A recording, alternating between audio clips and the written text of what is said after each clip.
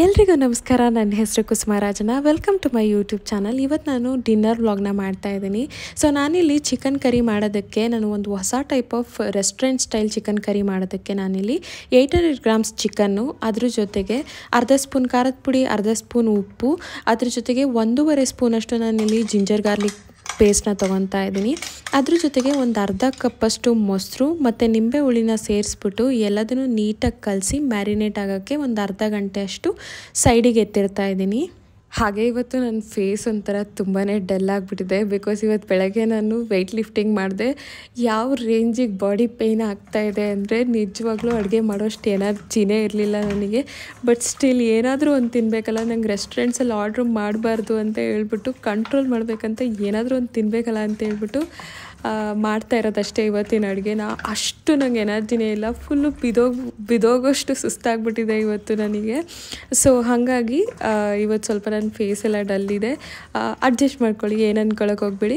So ಇದನ್ನೆಲ್ಲ ನಾನು ಕಲಸಿ ಸೈಡಿಗೆ ಎತ್ತಿಟ್ಟಿದ ನಂತರ ನಾನಿವತ್ತು chicken curry, restaurant style chicken curry ಸಖತ್ತಾಗಿ ಬರುತ್ತೆ ಆಯಿತಾ. ನಮ್ಮ ಮನೇಲಿ ಮಾಡಿದಾಗೆಲ್ಲ ಅವಿನಾಶ್ಗಂತೂ ಫೇವ್ರೆಟ್, ಅಂದರೆ ನಾನು ಮಾಡೋದೆಲ್ಲ ಅವ್ರಿಗೆ ಫೇವ್ರೆಟೇ. ಸೊ ಯಾವಾಗಲೂ ಇದೇ ಹೇಳ್ತೀನಿ ಅಂದ್ಕೋಬೇಡಿ. ಸೊ ಅದ್ರ ಜೊತೆಗೆ ಒಂದು ಹರ್ಬ್ ರೈಸ್ ಹಾಗೆ ವೆಜಿಟೇಬಲ್ಸ್ನ ಮಾಡ್ಕೊತಾ ಇದ್ದೀನಿ. ನಾನಿಲ್ಲಿ ಅವಿನಾಶ್ ಫ್ರೂಟ್ಸ್ ತೊಗೊಂಬರ್ತಾರೆ ಆಫೀಸಿಂದ ಬರಬೇಕಾದ್ರೆ. ಯಾವಾಗಾದರೂ ಖಾಲಿಯಾಗಿದ್ದರೆ ನಾನು ಹೇಳಿದ್ರೆ ಅವ್ರು ತೊಗೊಂಬರ್ತಾರೆ. ಸೊ ಆ ಫ್ರೂಟ್ಸ್ನೆಲ್ಲ ತೊಗೊಂಬಂದಿದ್ರು, ಅದನ್ನೆಲ್ಲ ನಾನು ಜೋಡಿಸಿ ಇಲ್ಲಿ ಎತ್ತಿರ್ತಾ ಇದ್ದೀನಿ. ನನಗೆ ಕಸ್ಟರ್ಡ್ ಆ್ಯಪಲ್ ಅಥವಾ ಸೀತಾಫಲ ಬರುತ್ತಲ್ಲ, ಅದು ನಂಗೆ ತುಂಬ ಇಷ್ಟ ಆಗುತ್ತೆ. ಇದರಲ್ಲಿ ಚಿಯಾ ಪುಡ್ಡಿಂಗ್ ತುಂಬ ಚೆನ್ನಾಗಿ ಬರುತ್ತೆ ಆಯಿತಾ. ನಿಮ್ಗೆ ಬೇಕಂದರೆ ಹೇಳಿ, ನಾನು ನೆಕ್ಸ್ಟ್ ಟೈಮು ರೆಸಿಪಿನ ತೋರಿಸ್ತೀನಿ. ಅದನ್ನೆಲ್ಲ ಹಾಕ್ಬಿಟ್ಟು ನಾನು ಪುಟ್ಟಿ ಒಳಗಡೆ ಹಾಕಿ ಸೈಡಿಗೆ ಎತ್ತಿಟ್ಕೊತಾ ಇದ್ದೀನಿ. ಈಗ ನಾನಿಲ್ಲಿ ಬಾಣಲೆನಲ್ಲಿ ಒಂದು ಎಲ್ಲ ಥರನೂ ಮಸಾಲೆಗಳನ್ನ ಡ್ರೈ ರೋಸ್ಟ್ ಮಾಡ್ಕೊತಾ ಇದ್ದೀನಿ. ನಾನು ಪೌಡರ್ನ ಯೂಸ್ ಮಾಡಲ್ಲ, ಡೈರೆಕ್ಟ್ ಮಸಾಲೆಗಳನ್ನ ನಾನೇ ಮಾಡ್ಕೊಂಬಿಡ್ತೀನಿ. ನಿಮಗೆ ಬೇಕಾದರೆ ಗರಂ ಮಸಾಲ ಪೌಡರ್ ಹೇಗೆ ಮಾಡೋದು ಅಂತ ನಾನು ತೋರಿಸ್ಕೊಡ್ತೀನಿ. ನಿಮಗೆ ಬೇಕಿದ್ದರೆ ಕಮೆಂಟ್ ಮೂಲಕ ತಿಳಿಸಿ, ನಾನು ಮನೇಲೇ ಮಾಡ್ಕೊಳ್ಳೋದು ತೋರಿಸ್ಕೊಡ್ತೀನಿ. ಇಲ್ಲಿ ನಾನು 2 ಸ್ಪೂನಷ್ಟು ಧನಿಯಾ ಕಾಳುಗಳು, ಅದ್ರ ಜೊತೆಗೆ 1 ಸ್ಪೂನ್ ಜೀರಿಗೆ, ಒಂದು ಅರ್ಧ ಸ್ಪೂನಷ್ಟು ನಾನು ಕಾಳು ಮೆಣಸು ತೊಗೊತಾ ಇದ್ದೀನಿ. ಅದ್ರ ಜೊತೆಗೆ 1 ಇಂಚು ಚಕ್ಕೆ, ಒಂದು 3 ಏಲಕ್ಕಿ ತೊಗೊತಾ ಇದ್ದೀನಿ. ಅದ್ರ ಜೊತೆಗೆ ನಾನಿಲ್ಲಿ ಒಂದು 4-5 ಲವಂಗ ತೊಗೊತಾ ಇದ್ದೀನಿ. ಒಂದು 10 ನಾನಿಲ್ಲಿ ಗೋಡಂಬಿ ತೊಗೊತಾ ಇದ್ದೀನಿ. ಗೋಡಂಬಿ ಖಾಲಿ ಆಗಿಬಿಟ್ಟಿತ್ತು, ನೀವು 10 ಗೋಡಂಬಿ ಹಾಕ್ಕೊಳ್ಳಿ. ಅದ್ರ ಜೊತೆಗೆ ನಾನಿಲ್ಲಿ 2-3 ಸ್ಪೂನಷ್ಟು ಕೊಬ್ಬರಿ ತುರಿನ ತೊಗೊತಾ ಇದ್ದೀನಿ. ನೀವು ಬೇಕಾದರೆ ಕೊಬ್ಬರಿ ಚೂರುಗಳನ್ನ ಹಾಕ್ಕೋಬೋದು ಅಥವಾ ತೆಂಗಿನಕಾಯಿನ ಕೂಡ ಹಾಕ್ಕೋಬೋದು. ಕೊಬ್ಬರಿ ಆದರೆ ಒಂಥರ ಡಿಫ್ರೆಂಟ್ ಟೇಸ್ಟ್ ಇರುತ್ತೆ ಅಂತ ಹೇಳ್ಬಿಟ್ಟು ನಾನು ಹಾಕ್ಕೊತಾ ಇದ್ದೀನಿ. ಸೊ ಇದೆಲ್ಲದನ್ನು ನೀವು ಡ್ರೈ ರೋಸ್ಟ್ ಮಾಡ್ಕೋಬೇಕು. ನೀಟಾಗಿ ಒಂಥರ ಕಮ್ಮಗೆ ಸ್ಮೆಲ್ ಬರುತ್ತೆ ಅಂತಾರಲ್ಲ, ಆ ಥರ ನೀವು ಇದನ್ನ ಚೆನ್ನಾಗಿ ಲೋ ಫ್ಲೇಮ್ ಇಟ್ಕೊಂಡು ಹುರ್ಕೋಬೇಕು. ಜಾಸ್ತಿ ಉರಿ ಇಟ್ಕೊಂಡ್ರೆ ಈ ಮಸಾಲೆಗಳೆಲ್ಲ ಸೀದೋಗ್ಬಿಡುತ್ತೆ, ಅವಾಗ ಟೇಸ್ಟೇ ಡಿಫ್ರೆಂಟಾಗಿ ಹೋಗ್ಬಿಡುತ್ತೆ.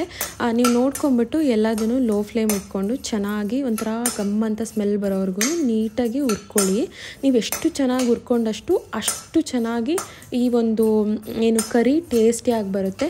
ನಿಮ್ಗೇನಾದರೂ ಮಸಾಲೆ ಕಡಿಮೆ ಬೇಕನ್ಸಿದ್ರೆ ನೀವು ಇದರಲ್ಲಿ ಒಂದು 2 ಸ್ಪೂನ್ ಧನಿಯಾ ಇರೋದಕ್ಕೆ 1.5 ಸ್ಪೂನ್ ಧನಿಯಾ, ಹಾಗೆ ನೀವು ಸ್ವಲ್ಪ ಕಡಿಮೆ ಮಾಡ್ಕೋಬೋದು ಮಸಾಲೆಗಳು. ನಿಮ್ಗೆ ಕಡಿಮೆ ಬೇಕಂದರೆ ನೀವು ಇದರಲ್ಲಿ ಬೇಕಂದರೆ ಸಾಂಬಾರನ್ನ ಕೂಡ ಜಾಸ್ತಿ ನೀರು ಹಾಕ್ಕೊಂಬಿಟ್ಟು ಕೂಡ ಮಾಡ್ಕೋಬೋದು. ತುಂಬಾ ಟೇಸ್ಟಿಯಾಗಿ ಬರುತ್ತೆ. ನಾನಿಲ್ಲಿ ನಿಮಗೆ ರೆಸ್ಟೋರೆಂಟ್ ಸ್ಟೈಲ್ ಚಿಕನ್ ಕರಿ ಮಾಡೋದನ್ನು ತೋರಿಸ್ಕೊಡ್ತಾ ಇದ್ದೀನಿ.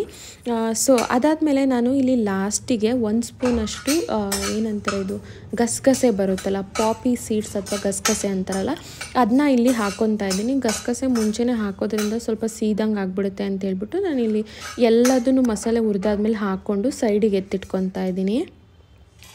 ಈ ಒಂದು ಮಸಾಲೆಗಳೆಲ್ಲ ಚೆನ್ನಾಗಿ ತಣ್ಣಗಾಗಬೇಕಾಯ್ತಾ. ಸೊ ಅಲ್ಲಿವರೆಗೂ ಸೈಡಿಗೆ ಎತ್ತಿಟ್ಕೊಬಿಡಿ. ತಣ್ಣಗಾದ್ಮೇಲೆ ಇದನ್ನ ಮಿಕ್ಸಿಗೆ ಹಾಕ್ಬಿಟ್ಟು ಪೌಡರ್ ಥರ ಮಾಡಿ ಇಟ್ಕೋಬೋದು ನೀವು ಫಸ್ಟೇ.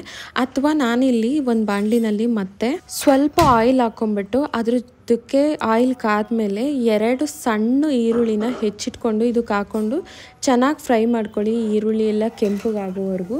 ಆ ಕೆಂಪಗಾಗಿದ್ದ ನಂತರ ನಾವು ಆಲ್ರೆಡಿ ಒಂದು ಪೌಡರ್ ಮಾಡೋಕ್ಕೆ ಅಂತೇಳ್ಬಿಟ್ಟು ಮಸಾಲೆಗಳನ್ನೆಲ್ಲ ಹುರಿದಿಟ್ಕೊಂಡ್ವಲ್ಲ, ಅದ್ರ ಜೊತೆಗೆ ಈ ಈರುಳ್ಳಿನೂ ಮಿಕ್ಸಿಗೆ ಹಾಕ್ಬಿಟ್ಟು ಸ್ವಲ್ಪ ನೀರು ಹಾಕ್ಕೊಂಬಿಟ್ಟು ನೀಟಾಗಿ ರುಬ್ಬಿಟ್ಟು ಎತ್ತಿಟ್ಕೊಳ್ಳಿ. ಅದನ್ನ ಫಸ್ಟು ಪೌಡರ್ ಮಾಡಿ ಆಮೇಲೆ ಈರುಳ್ಳಿ ಸೇರಿಸ್ಬಿಟ್ಟು ಹಾಕ್ಕೊಳ್ಳಿ.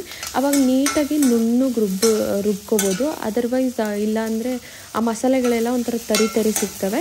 ಸೊ ನೋಡ್ಕೊಂಬಿಟ್ಟು ನೀಟಾಗೆಲ್ಲ ರುಬ್ಬಿಟ್ಟು ಸೈಡಲ್ಲಿ ಎತ್ತಿಟ್ಕೊಳ್ಳಿ. ಸೊ ನಾನಿಲ್ಲಿ ಮತ್ತೆ ಕುಕ್ಕರ್ ಇಟ್ಕೊತಾ ಇದ್ದೀನಿ. ಇಲ್ಲಿ ಒಲೆ ಹಚ್ಬಿಟ್ಟು ಕುಕ್ಕರಲ್ಲಿ ಸ್ವಲ್ಪ ಆಯಿಲ್ ಹಾಕ್ಕೋಬೇಕು. ಆಯಿಲ್ ಕಾದ ನಂತರ ನಾನು ಇದಕ್ಕೆ ಮ್ಯಾರಿನೇಟ್ ಮಾಡಿದ್ವಲ್ಲ ಆ ಚಿಕನ್ನ ಇದಕ್ಕೆ ಸೇರಿಸ್ತಾ ಇದ್ದೀನಿ. ಸೊ ಈ ಚಿಕನ್ಗೆ ಸ್ವಲ್ಪ ಉಪ್ಪು ಹಾಕ್ಬಿಟ್ಟು, ಆಲ್ರೆಡಿ ಉಪ್ಪು ಹಾಕಿರ್ತೀವಿ, ಉಪ್ಪು ನೋಡ್ಕೊಂಡು ಹಾಕಿ ಸ್ವಲ್ಪ ಉಪ್ಪು ಹಾಕ್ಬಿಟ್ಟು ನಾನು ನೀರೆಲ್ಲ ಬಿಟ್ಕೋಬೇಕು ಚಿಕನ್ ಎಲ್ಲ ಆಯಿತಾ. ನೀರು ಬಿಟ್ಕೊಂಡು ನೀರೆಲ್ಲ ಹಿಂಗೆ ಹೋಗಬೇಕು. ಆವಾಗಲೇ ಆ ಚಿಕನ್ದು ಹಸಿ ಸ್ಮೆಲ್ ಇರುತ್ತಲ್ಲ ಅದೆಲ್ಲ ಹೋಗೋದು. ನೀರು ಹಿಂಗ್ಸಿಲ್ಲ ಅಂದರೆ ಒಂಥರ ಹಸಿ ಥರ ವಾಸನೆ ಬರುತ್ತೆ, ಚೆನ್ನಾಗಿ ಅನ್ಸಲ್ಲ ಟೇಸ್ಟ್. ನನ್ನ ಹಸ್ಬೆಂಡ್ ಹಂಗೆ ಅಡುಗೆ ಮಾಡ್ತಾರೆ. ಮಾಡಬೇಕು ಅಂದರೆ ನಾನು 15 ನಿಮಿಷದಲ್ಲಿ ಚಿಕನ್ ಮಾಡ್ತೀನಿ, 15 ನಿಮಿಷದಲ್ಲಿ ಮಟನ್ ಮಾಡ್ತೀನಿ ಅಂತ ಹೇಳ್ಬಿಟ್ಟು ಹಸಿ ವಾಸನೆನೇ ಹೋಗಿರಲ್ಲ, ನೀರೇ ಹಿಂಗ್ಸಿರಲ್ಲ, ಆ ಥರ ಒಂದು ಚಿಕನ್ ಮಾಡ್ತಾರೆ. ಸೊ ನೀವು ಹಂಗೆ ಮಾಡೋಕ್ಕೆ ಹೋಗಬೇಡಿ. ಯಾವಾಗ್ಲೂ ನೀರೆಲ್ಲ ಹಿಂಗೋಗಿ ಚಿಕನಲ್ಲಿ ಆಯಿಲ್ ಬಿಟ್ಕೋಬೇಕು. ಅಲ್ಲಿವರೆಗೂ ಬೇಯಿಸಿದ್ದಾದಮೇಲೆ ನೀವು ಮಸಾಲೆಗಳನ್ನೆಲ್ಲ ಆ್ಯಡ್ ಮಾಡಿಕೊಂಡು ನೀವು ಇದನ್ನು ಚಿಕನ್ನ ಬೇಯಿಸೋಕ್ಕೆ ಸ್ಟಾರ್ಟ್ ಮಾಡ್ಕೊಳ್ಳಿ. ಆವಾಗಲೇ ಚೆನ್ನಾಗಿರುತ್ತೆ ಚಿಕನ್ನು. ನೋಡಿ ಇಲ್ಲಿ ನೀವು ನೋಡ್ಬೋದು ಸ್ವಲ್ಪ ಆಯಿಲ್ ಬಿಟ್ಕೊತಾ ಇದೆ ಆಗಲೇ. ಇನ್ನೂ ಸ್ವಲ್ಪ ನೀರೆಲ್ಲ ಹಿಂಗೋಗಿ ನೀಟಾಗಿ ಆಯಿಲ್ ಬಿಟ್ಕೊಂಡಾದಮೇಲೆ ನಾನಿಲ್ಲಿ ಇದಕ್ಕೆ ಒಂದು ಟೊಮೊಟೊ ಹೆಚ್ಚಿಟ್ಕೊಂಡಿರುವಂಥ ಟೊಮೊಟೊನ ಸೇರಿಸ್ಕೊತಾ ಇದ್ದೀನಿ. ಸೊ ಇವಾಗ ಕೂಡ ನೀವು ನೀಟಾಗೆಲ್ಲ ಕಲಿಸ್ಬಿಟ್ಟು ಇದ್ರದ್ದು ಕುಕ್ಕರ್ ಮುಚ್ಚಿಬಿಟ್ಟು ಸ್ವಲ್ಪ ಹೊತ್ತು ಆ ಟೊಮೊಟೊ ಎಲ್ಲ ಬೆಂದ್ಕೊಂಡು ಮತ್ತೆ ನೀಟಾಗಿ ಆ ನೀರೆಲ್ಲ ಹೋಗಿ ಆಯಿಲ್ ಬಿಟ್ಕೊಳ್ಳೋವರೆಗೂ ಬಿಟ್ಬಿಡಿ. ಸೊ ಆಯಿಲೆಲ್ಲ ಬಿಟ್ಕೊಂಡಾದಮೇಲೆ ಇವಾಗ ನಾನು ಆಲ್ರೆಡಿ ಪೇಸ್ಟ್ ಮಾಡಿ ಇಟ್ಕೊಂಡಿದ್ನಲ್ಲ ಮಸಾಲೆ ಮತ್ತು ಈರುಳ್ಳಿ ಎಲ್ಲ, ಆ ಪೇಸ್ಟ್ನ ತೊಗೊಂಬಂದು ಇದಕ್ಕೆ ಸೇರಿಸ್ಕೊತಾ ಇದ್ದೀನಿ. ನೀವು ನೋಡ್ಬೋದು ಈ ಪೇಸ್ಟೆಲ್ಲ ಸೇರಿಸ್ಬಿಟ್ಟು ಇದನ್ನು ನೀಟಾಗಿ ಕಲಿಸ್ಕೊಳ್ಳಿ. ನಂತರ ನಾನಿಲ್ಲಿ 1-1.5 ಸ್ಪೂನಷ್ಟು ನಾನು ಕಾಶ್ಮೀರಿ ರೆಡ್ ಚಿಲ್ಲಿ ಪೌಡರ್ನ ಹಾಕ್ಕೊಂಡು ಸೇರಿಸ್ಕೊತಾ ಇದ್ದೀನಿ. ಇದೇನಪ್ಪ Kashmiri red chilli powder use ಅಂದರೆ ಇದರಿಂದ ಒಂದು ಗ್ರೇವಿ ರೆಡ್ ಕಲರು ತುಂಬಾ ಚೆನ್ನಾಗಿ ಕಾಣಿಸಂಗೆ ಬರುತ್ತೆ, ಅದಕ್ಕೋಸ್ಕರ ಆ್ಯಡ್ ಮಾಡೋದಷ್ಟೇ. ಅಥವಾ ನೀವು ಬ್ಯಾಡಗಿ ಮೆಣಸಿನ ಪುಡಿದು ಖಾರ ಬರುತ್ತಲ್ಲ ಅದನ್ನು ಕೂಡ ಆ್ಯಡ್ ಮಾಡ್ಕೋಬೋದು. ಅದಕ್ಕಿಂತ ಈ ಒಂದು ಕಾಶ್ಮೀರಿ ರೆಡ್ ಚಿಲ್ಲಿ ಪೌಡರ್ ತುಂಬಾ ಕಲರ್ಫುಲ್ಲಾಗಿ ಬರುತ್ತೆ, ಅದಕ್ಕೋಸ್ಕರ ಆ್ಯಡ್ ಮಾಡೋದಷ್ಟೇ. ನೀವು ಯಾವುದೇ ಕಲರ್ನ ಆ್ಯಡ್ ಮಾಡೋದು ಬೇಕಾಗಿಲ್ಲ. ನಿಮ್ಮ ಹತ್ರ ಇದ್ದರೆ ಹಾಕ್ಕೋಬೋದು, ಇಲ್ಲ ಅಂದರೆ ಸ್ಕಿಪ್ ಮಾಡ್ಬೋದು, ನಾರ್ಮಲ್ ಚಿಲ್ಲಿ ಪೌಡರ್ನೇ ಯೂಸ್ ಮಾಡ್ಕೋಬೋದು. ಅಂತ ಏನು ಡಿಫ್ರೆನ್ಸ್ ಏನು ಬರೋಲ್ಲ ಕಲರ್ನ ಬಿಟ್ಟರೆ. ಸೊ ಅದಾದಮೇಲೆ ನಾನಿಲ್ಲಿ ಸ್ವಲ್ಪ ಉಪ್ಪು ಎಲ್ಲ ಕರೆಕ್ಟಾಗಿದೆಯಾ ಅಂತ ಟೇಸ್ಟ್ ಮಾಡ್ಕೊತಾ ಇದ್ದೀನಿ. ಸೊ ಉಪ್ಪು ಎಲ್ಲ ಕರೆಕ್ಟಾಗಿ ಇದ್ದಿದ್ದರಿಂದ ನಾನು ಇದನ್ನು ಸ್ವಲ್ಪ ಬೇಯಿಸಿದ ನಂತರ ಇದಕ್ಕೆ ನಾನು ಮುಚ್ಚಿಬಿಟ್ಟು ಕುಕ್ಕರ್ ಮುಚ್ಚಳನ ನಾನಿಲ್ಲಿ 2 ವಿಷಲ್ನ ಕೂಗಿಸ್ಕೊತಾ ಇದ್ದೀನಿ, 2-3 ವಿಷಲ್. ನಮ್ಮನೇಲಿ ಯಾವಾಗಲೂ ನಾವು ನಾಟಿ ಕೋಳಿ ತೊಗೊಂಬರ್ತಾರೆ ಅವಿನಾಶು. ನನಗೆ ಯೂಶ್ವಲಿ ಬಾಯ್ಲರ್ ಕೋಳಿನೇ ಇಷ್ಟ, ಬಟ್ ಅಷ್ಟು ಚೆನ್ನಾಗಿರಲ್ಲ ಅಂತ ಹೇಳ್ಬಿಟ್ಟು ಅವಿನಾಶ್ ಯಾವಾಗ್ಲೂ ನಾಟಿ ಕೋಳಿನೇ ತೊಗೊಂಬರ್ತಾರೆ. ಆ್ಯಂಡ್ ಒನ್ ಮೋರ್ ಥಿಂಗ್ ಏನು ಗೊತ್ತಾ, ಈ ಬೆಂಗಳೂರಲ್ಲಿ ಸಿಗೋವಂಥ ನಾಟಿ ಕೋಳಿಗಳೆಲ್ಲ ನಿಜವಾಗ್ಲೂ ಒಳ್ಳೆ ನಾಟಿ ಕೋಳಿಗಳೆಲ್ಲ. ಊರಲ್ಲಿ ಸಿಗೋ ನಾಟಿ ಕೋಳಿಗೂ ಇಲ್ಲಿ ಸಿಗೋ ನಾಟಿ ಕೋಳಿಗೂ ಎಷ್ಟು ಡಿಫ್ರೆನ್ಸ್ ಇರುತ್ತೆ ಗೊತ್ತಾ. ಇಲ್ಲಿ ಜಸ್ಟ್ ಬ್ರೀಡ್ ನಾಟಿ ಕೋಳಿ ಅಷ್ಟೇ, ಬಟ್ ಅವರು ಇದನ್ನು ಬೆಳೆಸೋದೆಲ್ಲ ಸೇಮ್ ಫಾರಮ್ ಕೋಳಿಗಳು ಬಾಯ್ಲರ್ ಕೋಳಿಗಳನ್ನೆಲ್ಲ ಹೆಂಗೆ ಬೆಳೆಸ್ತಾರೆ ನೋಡಿ ಅದೇ ಥರ ಬೆಳೆಸ್ತಾರೆ. ಏನು ದೊಡ್ಡ ಡಿಫ್ರೆನ್ಸ್ ಅಂತ ಏನಿಲ್ಲ. ಮೋಸ್ಟ್ಲಿ ಇಂಜೆಕ್ಷನ್ ಕೊಡೋದನ್ನೆಲ್ಲ ಕಡಿಮೆ ಮಾಡ್ಬೋದೇನೋ ಅಂತ ಅನಿಸುತ್ತೆ. ಯೂಶ್ವಲಿ ಎಲ್ಲ ಹೇಳ್ತಾರಲ್ಲ ನಾರ್ಮಲ್ ಕೋಳಿಗಳಿಗೆಲ್ಲ ಇಂಜೆಕ್ಷನ್ ಕೊಟ್ಟು ಬೆಳೆಸ್ತಾರೆ ಅಂತ ಹೇಳ್ಬಿಟ್ಟು. ಸೊ ಅದು ಮೋಸ್ಟ್ಲಿ ಕಡಿಮೆ ಇರ್ಬೋದು ಅನ್ನೋದು ನಮ್ಮ ಉದ್ದೇಶ ಅಷ್ಟೇ. ಸೊ ನೆಕ್ಸ್ಟ್ ಇಲ್ಲಿ ನಾನು ಹರ್ಬ್ ರೈಸ್ನ ಪ್ರಿಪೇರ್ ಮಾಡೋದಕ್ಕೆ ಒಂದು ಬಾಣಲಿನಲ್ಲಿ 1 ಕ್ಯೂಬ್ ಬೆಣ್ಣೆ ಬರುತ್ತಲ್ಲ ಅಷ್ಟನ್ನ ಹಾಕ್ಕೊತಾ ಇದ್ದೀನಿ. ಇದಕ್ಕೆ ಸ್ವಲ್ಪ ಆಯಿಲ್ ಹಾಕ್ಕೊತಾ ಇದ್ದೀನಿ, ಬಿಕಾಸ್ ಬೆಣ್ಣೆ ಸೀದ್ಬಿಡುತ್ತೆ ಬೇಗ ಅಂತ ಹೇಳ್ಬಿಟ್ಟು. ಅದಕ್ಕೆ ನಾನು ಒಂದು 5-6 ಹೆಚ್ಚಿಟ್ಕೊಂಡಿರುವಂತಹ ಬೆಳ್ಳುಳ್ಳಿ ಇಲ್ಕನ್ನ ಸೇರಿಸ್ಕೊತಾ ಇದ್ದೀನಿ. ಈ ಬೆಳ್ಳುಳ್ಳಿ ಇಲ್ಕೆಲ್ಲ ಸ್ವಲ್ಪ ಕೆಂಪಗಾಗೋವರೆಗೂ ಚೆನ್ನಾಗಿ ಫ್ರೈ ಮಾಡಬೇಕು. ಸೊ ಇವತ್ತಿನ ನನ್ನ ಡಿನ್ನರ್ ಏನಪ್ಪ ಅಂತ ಹೇಳಿದ್ರೆ ಹರ್ಬ್ ರೈಸ್ ಜೊತೆಗೆ ಚಿಕನ್ ಕರಿ, ಅದ್ರ ಜೊತೆಗೆ ವೆಜಿಟೇಬಲ್ಸು. ಸೊ ಇನ್ನೊಂದೇನಪ್ಪ ಅಂತ ಹೇಳಿದ್ರೆ ನಾನು ಈ ಥರ ರೈಸ್ ಬೌಲ್ಸ್ನ ನೈಟಿಗೆ ಮಾಡ್ತಾಯಿರ್ತೀನಿ, ನಮ್ಗೆ ಇಷ್ಟ ಆಗುತ್ತೆ. ನೈಟ್ ಡಿನ್ನರ್ಗೆ ನಮ್ಗೆ ಈ ಥರ ರೈಸ್ ಬೌಲ್ಸ್ ತಿನ್ನೋಕ್ಕೆ ಸಖತ್ ಇಷ್ಟ ಆಗೋದ್ರಿಂದ ನಾನು ಈ ಥರ ಮಾಡ್ತಾಯಿರ್ತೀನಿ. ನಿಮ್ಗೇನಾದ್ರು ಈ ಥರ ನೈಟ್ ಡಿನ್ನರ್ಗೆ ರೆಸಿಪಿ ಐಡಿಯಾಸ್ ಇನ್ನೂ ಜಾಸ್ತಿ ಬೇಕಂದರೆ ನೀವು ಕಮೆಂಟ್ ಮೂಲಕ ಕೇಳಿ. ಆಬ್ವಿಯಸ್ಲಿ ನಾನು ಆದಷ್ಟು ಮಾಡೋದಕ್ಕೆ ಟ್ರೈ ಮಾಡ್ತೀನಿ. ನಿಮ್ಗೆ ಯಾವ ಥರದ್ದು ಇಷ್ಟ ಆಗುತ್ತೆ ಅಂತ ಹೇಳಿ. ಅಂದರೆ ನಿಮಗೆ ಲಂಚ್ ಐಡಿಯಾಸ್ ಇಷ್ಟ ಆಗುತ್ತಾ, ಬ್ರೇಕ್ಫಾಸ್ಟ್ ಇಷ್ಟ ಆಗುತ್ತಾ, ಅಥವಾ ಡಿನ್ನರ್ ರೆಸಿಪೀಸ್ ಇಷ್ಟ ಆಗುತ್ತಾ, ಯಾವ್ದು ಇಷ್ಟ ಆಗುತ್ತೆ ಅಂತ ನೀವು ಹೇಳಿದ್ರೆ ನಾನು ಆದಷ್ಟು ಅದೇ ಥರ ಮಾಡೋದಕ್ಕೆ ಟ್ರೈ ಮಾಡ್ತೀನಿ. ಆಮೇಲೆ ಇನ್ನೊಂದೇನು ಗೊತ್ತಾ, ನನಗೆ ಎಷ್ಟೊಂದು ಜನ ಕೇಳ್ತಾ ಇದ್ರಿ ಇನ್ಸ್ಟಾಗ್ರಾಮಲ್ಲೇ ನೀವು ಡೈರೆಕ್ಟಾಗಿ ರೆಸಿಪಿ ವೀಡಿಯೋಸ್ನ ಮಾಡಿಬಿಡಿ ಅಂತ ಹೇಳ್ಬಿಟ್ಟು, ಆಮೇಲೆ ಒಂದೊಂದೇ ರೆಸಿಪಿನ ಅಪ್ಲೋಡ್ ಮಾಡಿ ಯೂಟ್ಯೂಬಲ್ಲಿ ಅಂತ ಹೇಳ್ಬಿಟ್ಟು ಆಯಿತಾ. ಬಟ್ ಏನು ಗೊತ್ತಾ, ನಾನು ಇದು ಯೂಟ್ಯೂಬ್ಗೋಸ್ಕರ ಅಥವಾ ಇನ್ಸ್ಟಾಗ್ರಾಮ್ಗೋಸ್ಕರ ಅಂತ ನಾನು ಮಾಡಲ್ಲ ಆಯಿತಾ. ಆ ಥರ ಮಾಡೋದಕ್ಕಾಗಲ್ಲ. ನಮ್ಮನೆ ಅಡುಗೆಗೆ ಏನು ಮಾಡ್ತೀನಿ ಅದನ್ನ ನೀವು ಕೇಳಿದ್ರಿಂದ ರೆಸಿಪೀಸ್ನ ನಾನು ತೋರಿಸ್ಕೊಡ್ತಾ ಇದ್ದೀನಿ ಅಷ್ಟೇ. ಅದು ತುಂಬಾ ದೊಡ್ಡ ಪ್ರೋಸೆಸ್ ಹೇಳ್ಬೇಕಂದ್ರೆ ಪ್ರಾಪರಾಗಿ ಯೂಟ್ಯೂಬ್ಗೆ ಮಾಡಬೇಕು, ಇನ್ಸ್ಟಾಗ್ರಾಮ್ಗೆ ಮಾಡಬೇಕಂದ್ರೆ ನಾವು ದಿನಾಗ್ಲೂ ಮಾಡಿ ವೇಸ್ಟ್ ಮಾಡೋಕ್ಕಾಗಲ್ಲ ಅಲ್ವಾ ಅಡುಗೆನ. ಸೊ ಹಾಗಾಗಿ ನಾನಿಲ್ಲಿ ಇದು ಬೆಳ್ಳುಳ್ಳಿ ಬೆನ್ನ ನಂತರ ಇದಕ್ಕೆ ನಾನು ಸ್ವಲ್ಪ ಆರಿಗ್ಯಾನೋ ಚಿಲ್ಲಿ ಫ್ಲೇಕ್ಸ್ ಹಾಕೊಂಬಿಟ್ಟು ಅದಕ್ಕೆ ಒಂದು ಅರ್ಧ ಹಿಡಿಯಷ್ಟು ನಾನಿಲ್ಲಿ ಕೊತ್ತಂಬರಿ ಸೊಪ್ಪನ್ನ ಹೆಚ್ಚಿರೋದು ಹಾಕ್ಕೊಂಡು ಅದಕ್ಕೆ ಒಂದು ಬೌಲಷ್ಟು ನಾನಿಲ್ಲಿ ರೈಸ್ನ ಮಿಕ್ಸ್ ಮಾಡ್ತಾ ಇದ್ದೀನಿ. ನೀವು ನೋಡ್ಬೋದು ಇದೆಲ್ಲದೂ ನೀಟಾಗಿ ಸ್ವಲ್ಪ ಮಿಕ್ಸ್ ಮಾಡ್ಕೊಂಬಿಟ್ಟು ಮುಚ್ಚಿಟ್ರೆ ಆಗೋಯ್ತು. ಇದೇನು ಜಾಸ್ತಿ ಬೇಯಿಸೋದು ಬೇಕಾಗಿಲ್ಲ. ಇಷ್ಟೇ ಹರ್ಬ್ ರೈಸ್ದು ರೆಸಿಪಿ. ಇನ್ನು ಡಿಫ್ರೆಂಟ್ ಟೈಪ್ಸ್ ಆಫ್ ಹರ್ಬ್ ರೈಸಸ್ನ ಮಾಡ್ಬೋದು. ನೀವು ಹೇಳಿದ್ರೆ ಡೆಫಿನೆಟ್ಲಿ ನಾನು ನೆಕ್ಸ್ಟ್ ಟೈಮ್ ಇನ್ನೂ ಬೇರೆ ಥರದ್ದು ರೆಸಿಪೀಸ್ನ ಕೊಡೋದಕ್ಕೆ ಟ್ರೈ ಮಾಡ್ತೀನಿ.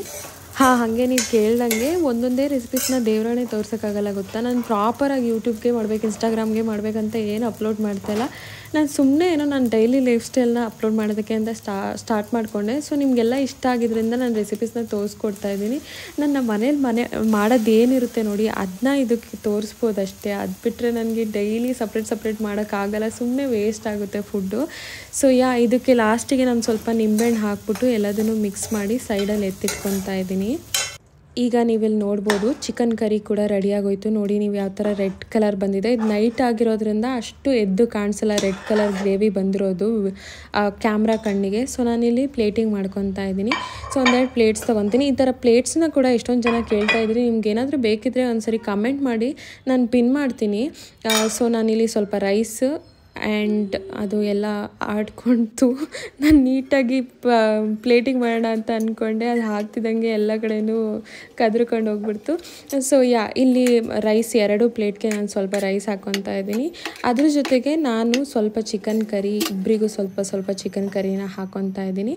ಮತ್ತು ನಾನು ಈ ಥರ ನೀವು ನೋಡ್ಬೋದು ಇಲ್ಲಿ ಏನು ಸೌತೆಕಾಯಿ ಬರುತ್ತಲ್ಲ, ಸೌತೆಕಾಯಿಗೆ ಮಧ್ಯದಲ್ಲಿ ನಾನು ಕ್ಯಾರೆಟ್ನ ನನ್ನ ಹತ್ರ ಈ ಥರ ವೆಜಿಟೇಬಲ್ಸ್ ಕುಕ್ಕಿ ಕಟ್ಟರ್ಸ್ ಇದೆ ಅಂತ ಹೇಳಿದ್ನಲ್ಲ, ಅದರಲ್ಲಿ ಈ ಥರ ಹಾರ್ಟ್ ಶೇಪು, ಈ ಥರ ಫ್ಲವರ್ ಶೇಪ್ ಎಲ್ಲ ಮಾಡಿಬಿಟ್ಟು ಅದ್ರ ಮಧ್ಯದಲ್ಲಿ ಇದನ್ನು ಹಾಕ್ಬಿಟ್ಟು ಇದ್ರ ಮಧ್ಯದಲ್ಲಿ ಅದನ್ನು ಹಾಕ್ಬಿಟ್ಟು ನಾನು ತುಂಬ ಚೆನ್ನಾಗಿ ಕಾಣಂಗೆ ಮಾಡ್ಕೊಂಡಿದ್ದೀನಿ. ಇವತ್ತು ನನಗೆ ಏನು ಸಾಟೆಡ್ ವೆಜಿಟೇಬಲ್ಸ್ ಅಥವಾ ಸ್ಟೀಮ್ಡ್ ವೆಜಿಟೇಬಲ್ಸ್ನ ಮಾಡೋದಕ್ಕೆ ಎನರ್ಜಿ ಇರಲಿಲ್ಲ.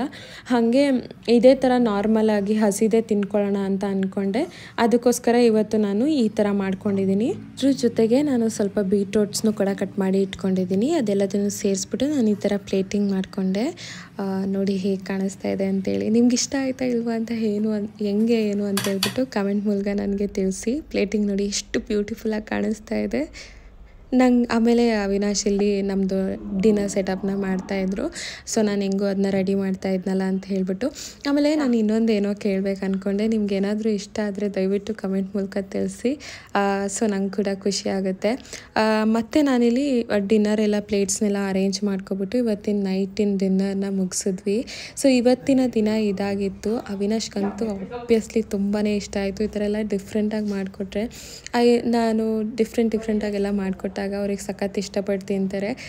ಯೂಶ್ವಲಿ ಎಲ್ಲರೂ ಈ ಥರ ಡಿಫ್ರೆಂಟಾಗಿ ತಿನ್ನೋಕ್ಕೆ ಇಷ್ಟಪಡಲ್ಲ, ಒಂದೇ ಥರ ತಿನ್ನೋಕ್ಕೆ ಇಷ್ಟಪಡ್ತಾರೆ. ಬಟ್ ಅವಿನಾಶ್ಗೆ ನಾನು ಏನೇ ಥರ ಡಿಫ್ರೆಂಟಾಗಿ ಟ್ರೈ ಮಾಡಿದ್ರು, ಇನ್ ಕೇಸ್ ಅದು ಚೆನ್ನಾಗಿ ಬಂದಿಲ್ಲ ಅಂದರೂ ಕೂಡ ಅವರು ತುಂಬ ಚೆನ್ನಾಗಿದೆಯಮ್ಮ, ಸಖತ್ತಾಗಿದೆಯಮ್ಮ ಅಂತಲೇ ಹೇಳ್ತಾ ಇರ್ತಾರೆ.